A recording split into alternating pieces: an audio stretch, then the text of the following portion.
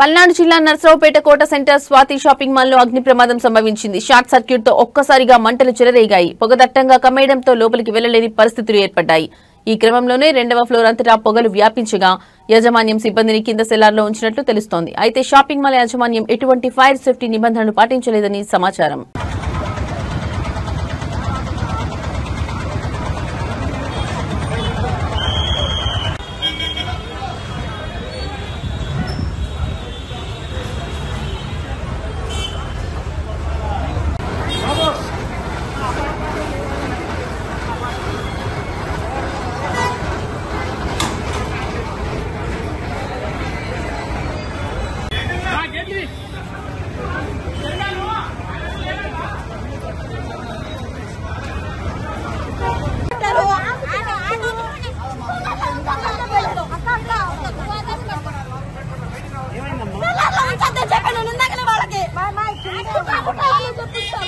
చల్లార్లో ఎందుకు వచ్చారమ్మా?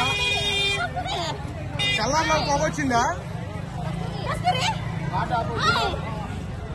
ఆటో పిలవండి.